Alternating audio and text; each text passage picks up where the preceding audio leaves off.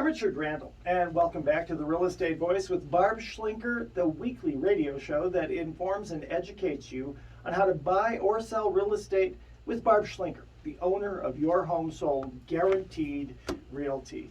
Now, Barb, many people thinking of downsizing or moving to a home with less stairs must think carefully about their needs. At what point do you recommend someone consider downsizing a home? Well, Richard, I want to tell a story just because sometimes I find in my career people wait too late to actually downsize. They wait until, and I know, I mean, we're in our house that we want to stay in for a long, long time, and it's going to be hard to give it up. But this one family I worked with, they let it go too long. He was very sick with a very difficult cancer. At the same time, his wife was having memory problems. Oh my. So he had to go in the hospital for surgery while she's there with, these two little dogs. And sometimes she would just take herself for a walk, and they had to go find her. Oh my goodness. And it was interesting during the staging phase because people that lose memory problems don't like things out of place, or they have a place where they want stuff. And so we'd stage it, and she'd put it back. So we devised this plan where what we do is we spend 2 hours, do the staging, take the pictures all at once, and we asked the seller to take her to lunch, Mr. Seller, during that time. And then when she came back, she could put it all back. Very good. And You that, were so that kind. worked great. You were We got so the kind. pictures. But it worked out fine. They ended up moving to their new house in another state. But it's hard when you have all those major things going on in your life. So if you can get ahead of it, that's the best case scenario if you think you're going to do it. The other thing that you have to be careful on downsizing is just consider if you're going to have an income change. That sometimes most people can anticipate that. Like my mom used to freak out over what if my dad passed first and then she wasn't going to have enough income to stay in that big house. She was always complaining about that, and we were able to get it solved, and she was fine in the end. But if you see it coming, it's always a good idea to do it in advance and kind of lighten your expenses if you can do it. Some other reasons why you might want to downsize would be if the home itself doesn't fit your needs any longer. I run into a lot of people that are in 2 stories with a straight shot of stairs or tri-levels, and if a lot of folks are getting knee replacements and Yes. all kinds of hip replacements, so it's a big challenge for them in their recovery to have to come home to a house with stairs. They have to spend a lot of time in rehab, which is no fun. Or properties that have a steep driveway, or tubs and stuff that are difficult to get in and out. Like our house has one, and it's so dumb. I mean, they built these tubs with these big tub decks, and you have to do the sumo dance to get in it. Yes. It just doesn't work. So we're pulling all those out and just making regular showers. But I would say another reason to move would be if you're just not using all the property. You've got extra bedrooms and bathrooms to clean. Maybe you're not using the game room. Maybe you don't need a couple of dedicated offices, whatever it is. And when you sell your home that has those features, those are very attractive things. Features like 3-car garages, exercise rooms, fire pits, all that extra space. For some people, they would really want it and probably pay a premium for your home so you can make the transition into your next home. All right, so if you are thinking of downsizing, we help a lot of people do this. I remember helping a couple that recently a lady was moving to a less expensive place just because that place had gotten too expensive for her over time. And it was overwhelming for her, especially the move part. She called me one day in tears, and she's like, "Barb, I thought I was ahead of this moving thing, and I opened the closet door, and oh my gosh, there's more stuff. It's like it's growing, and it's very stressful for people to move. But if you plan it in advance, I'm going to give you some steps in this segment to make it not so all at once overwhelming. That'll be the easiest way to handle it. So if you are going to make a move and you'd like to talk to us about what to do, what not to do to get your house ready for sale, we'll go over all the closing costs, let you know how much you're going to put in your pocket when it sells. You can go to barbhasthebuyers.com. I have over 27,000 buyers in waiting on my database of buyers. Plus, I can typically find at least 100 buyers that are a high match for any home. So if you are thinking of moving, go to Barb Has the Buyers. Either give us a call at 719-301-3900 or go to barbhasthebuyers.com. Click on Find My Buyer. There's a good video there about buyers. And if you're planning to move later, we've got this great free report that you can download. It's entitled The Top 7 Tips for Downsizing Your Home. So go to barbhasthebuyers.com, click on the green button in the upper left-hand corner, and there you can download any one of our free reports for free. Richard? You're listening to The Real Estate Voice with Barb Schlinker of Your Home Sold Guaranteed Realty. And you can always reach her and her team at 719-301-3900. Barb, we're talking about people who are downsizing and they want a new home. So what's involved in this entire downsizing process? Well, it's hard for most people because, you know, any house that you move into, it's very natural for you to kind of spread out. Even if you didn't have that much furniture when you moved in, over time you tend to fill it, right? Yes, you do. Even kitchens, I remember moving in our kitchen thinking, I'll never have this much kitchen stuff, and now it's full. So anyway, but I would say in general, start at least 3 months in advance of when you know you want to move.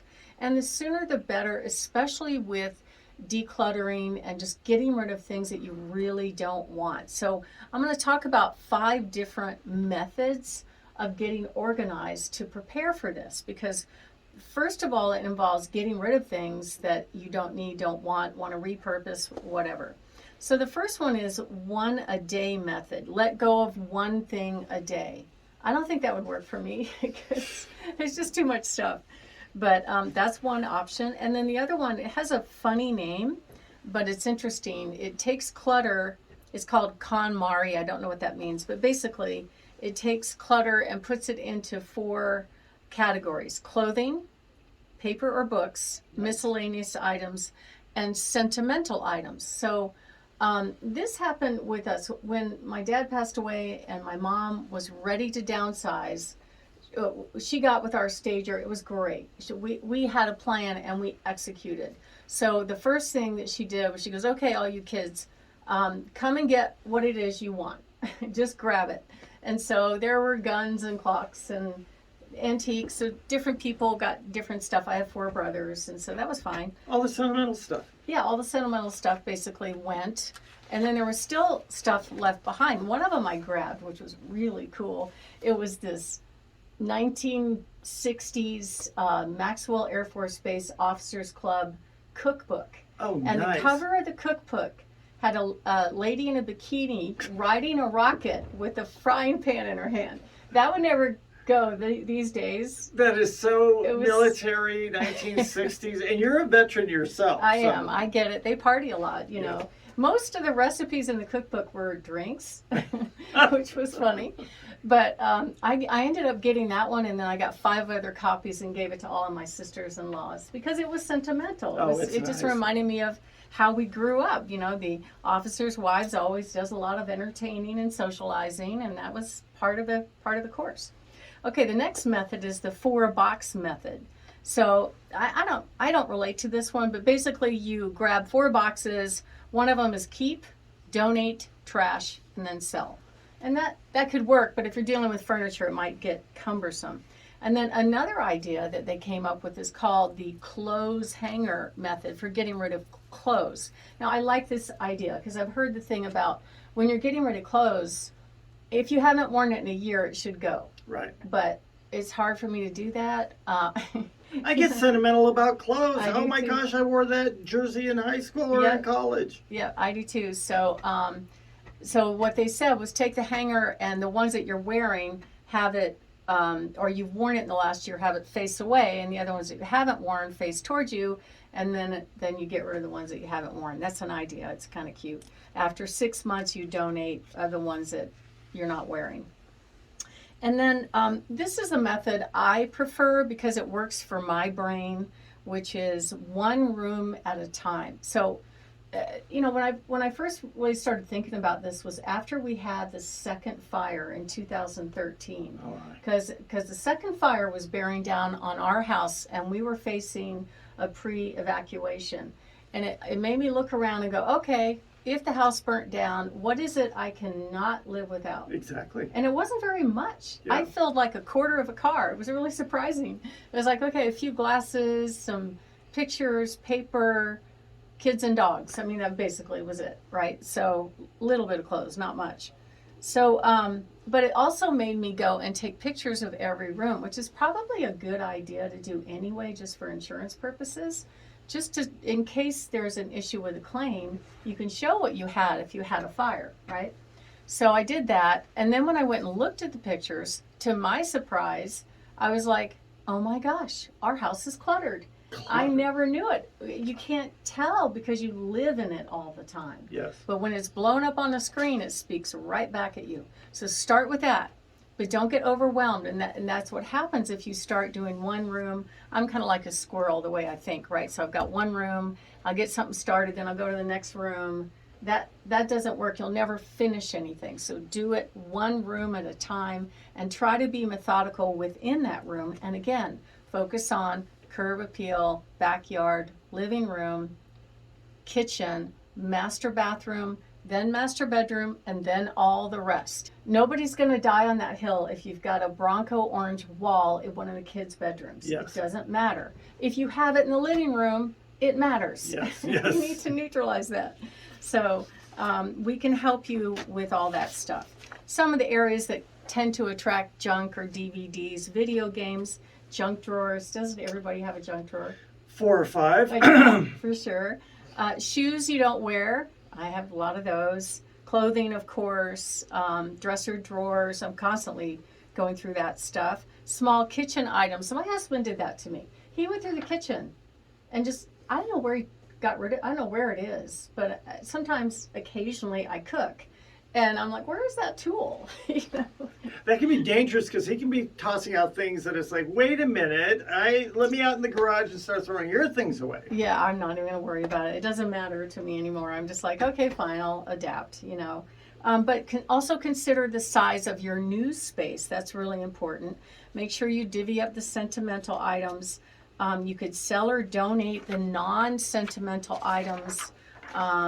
And there's some great donation spots. Like I just heard about this place called Life Work. It's a family thrift store that helps people prevent suicide. And Oh, nice. also they support pro-life stuff, you know, Yeah, like giving yeah. free ultrasounds and things like that. Really cool. But it's a thrift store and you can donate your clothes and there's nice stuff in there. There's a whole bunch of others. And then, of course, get help if you need it. You know, a lot of people are willing to help you do this. There are even movers that will come, and they, especially if you're doing a local move, they will just, for our seasoned citizens, they will actually say, okay, just point to what you want. We're going to put some blue tape on it. We will pack it up, take it to your new spot, and all the rest you get rid of, which is really cool. Nice. They did that for my mom, and it was Nice. wonderful.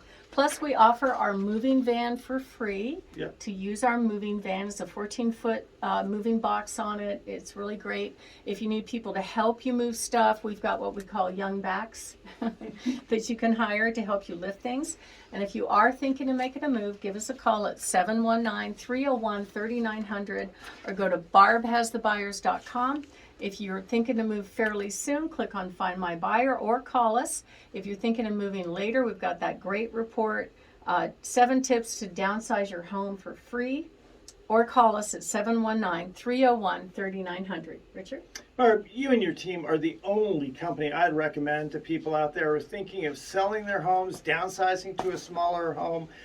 They can get more information by doing what? Well, just give us a call at 719-301-3900 or go to barbhasthebuyers.com, and there's lots of opportunities to reach out to us. You got it there. That's barbhasthebuyers.com. When we come back, we'll be discussing top mistakes to avoid when you're selling your home. Plus, we'll talk about Barb's hot new listings up and down the Front Range. Stay tuned for that.